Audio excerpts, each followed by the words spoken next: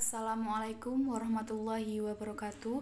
Perkenalkan, nama saya Lailatul Faiza. Saya dari Prodi Pendidikan Pancasila dan Kewarganegaraan angkatan 2020 dengan nomor NIM 20187205016. Di sini saya akan menjelaskan tentang beberapa materi dari mata kuliah Sistem Pemerintahan Indonesia yang dibimbing oleh dosen pembimbing Ibu Yuniar Mujiwati, SPD, MPD.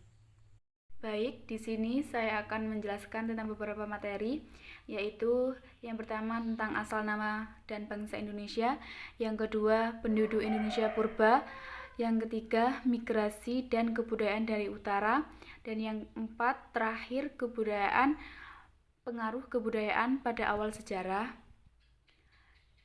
Dan yang pertama adalah asal nama dan bangsa Indonesia. Nama Indonesia pertama kali muncul di tahun 1850 di sebuah majalah ilmiah tahunan yang bernama Journal of the Indian Archipelago and Eastern Asia atau yang disingkat dengan GIAI yang terbit di Singapura. Penemunya adalah dua orang Inggris yang bernama James Richardson Logan and George Samuel Windsorell. Keduanya berpikir daerah jajahan Belanda itu perlu diberi nama tersendiri. Elt mengusulkan dua nama, Indonesia atau Malayunesia, dan Elt sendiri memilih Malayunesia, sedangkan Logan yang memilih nama Indonesia. Belakangan, Logan mengganti huruf U dari nama tersebut menjadi U, dan jadilah Indonesia. Dan nama Indonesia tersendiri dipopulerkan oleh orang Jerman yang bernama Ethnolog Jerman dengan melalui bukunya yang bernama Adolf Bastian. Pemakaian nama Indonesia dimulai dengan terbitnya Koran Indonesia Merdeka pemilik Perhimpunan Indonesia. Kemudian penggunaan secara nasional bersama-sama terucap pada Ikrar Sumpah Pemuda pada tanggal 28 Oktober 1928 hingga akhirnya negara kita resmi bernama Indonesia melalui proklamasi 17 Agustus 1945. Asal bangsa Indonesia. Sebagian besar penduduk Indonesia tergolong dalam ras Austronesia atau rumpun Melayu. Persebaran nenek moyang Indonesia diperkirakan dari wilayah selatan Tibet. Teori ini dikenal sebagai teori Yunan, yang menyatakan asal-usul nenek moyang bangsa Indonesia berasal dari Yunan, wilayah di Tiongkok Selatan. Ada beberapa teori yang menyatakan asal-usul nenek moyang Indonesia. Yang pertama, teori Yunan. Teori Yunan menyatakan asal-usul nenek moyang bangsa Indonesia berasal dari Yunan, Cina. Teori ini didukung oleh Muhammad Ali. Yang kedua adalah teori Nusantara. Teori Nusantara menjelaskan bahwa asal-usul nenek moyang bangsa Indonesia berasal dari Indonesia tersendiri. Teori ini didukung oleh Muhammad Yamin. Dan yang ketiga adalah teori Out of Taiwan. Dalam teori ini dijelaskan asal-usul bangsa Indonesia berasal dari Taiwan, bukan dari daratan Cina. Dan teori ini didukung oleh Harry Truman Simanjuntak. Dan yang terakhir, yang keempat adalah teori Out of Africa. Teori terakhir menyatakan bahwa manusia modern yang hidup sekarang berasal dari Afrika. Dan teori ini didukung oleh berdasarkan ilmu genetika melalui penelitian DNA mitokondria, gen perempuan dan laki-laki. Kemudian ada penduduk Indonesia purba. Hidupnya sekitar 2 juta sampai 1 juta tahun yang lalu. Sisa fosilnya ditemukan di Sangiran dengan keadaan yang tidak lengkap. Walau demikian, melalui rekonstruksi forenkonstruksil tersebut, maka dapat diketahui bentuk tubuhnya yang tinggi, besar, otot rahang kuat, tetapi tidak mempunyai dagu yang jelas pada bagian tertentu. Terdapat penonjolan seperti kening, kepala, bagian belakang, dan tulang pipi.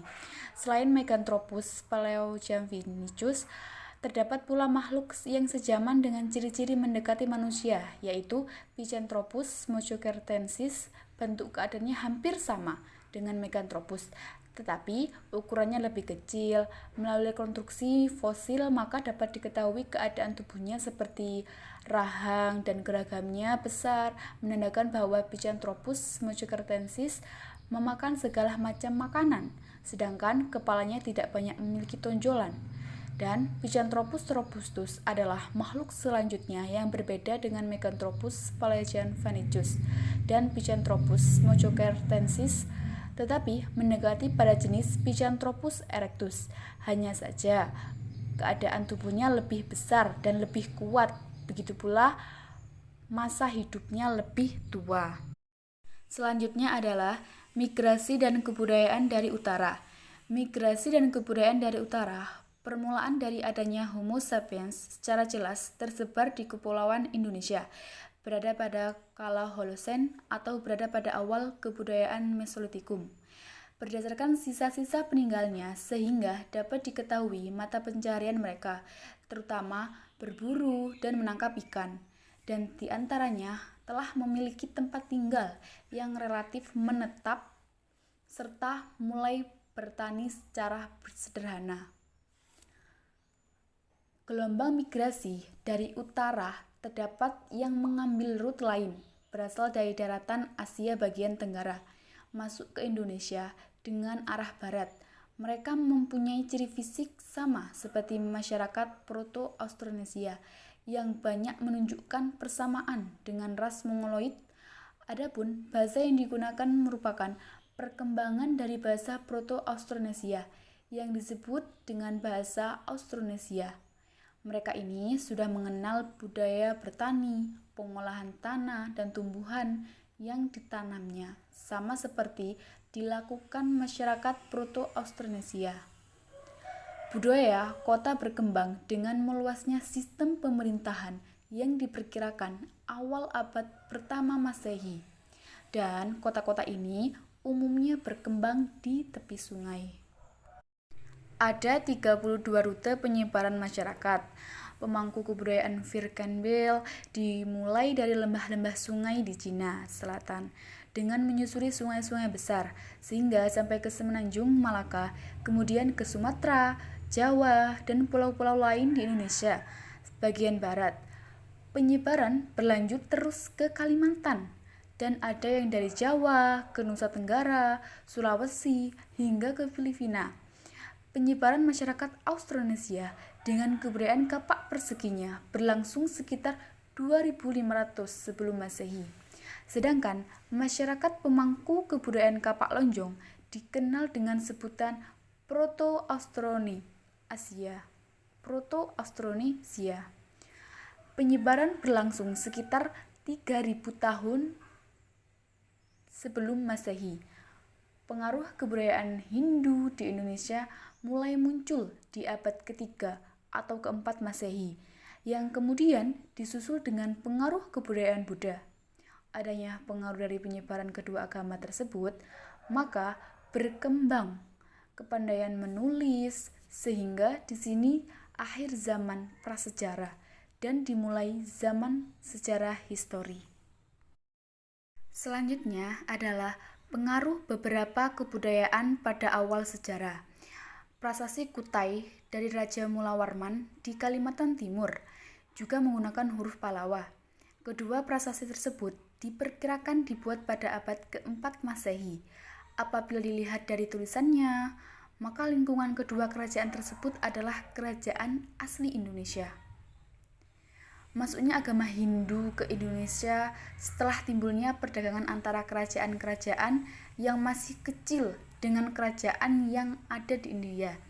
Akibat banyak informasi yang mengenai kehidupan keagamaan di India diterima oleh kerajaan-kerajaan di Indonesia. Akibatnya, banyak orang Indonesia yang tertarik kemudian belajar langsung mengenai agama Hindu di pusatnya. Sepulangnya dari India, maka banyak di antaranya yang menyebarkan di daerah asal sebagai Brahmana. Perkembangan agama Hindu di kerajaan-kerajaan menjadi semakin berkembang, sehingga banyak unsur-unsur budaya Hindu yang diadopsi, terutama sistem upacara keagamaan, Bentuk dan organisasi kenegaraan, tata cara pengangkatan raja, dan lain-lain.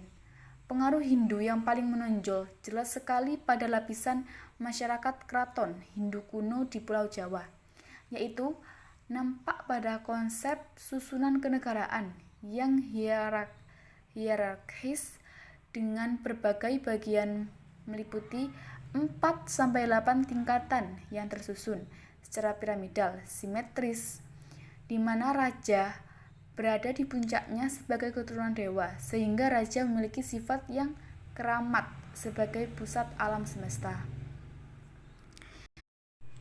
Terima kasih atas perhatiannya dan semoga ilmunya bisa bermanfaat bagi kita semua. Mohon maaf jika ada kesalahan yang disengaja maupun tidak disengaja. Wassalamualaikum warahmatullahi wabarakatuh.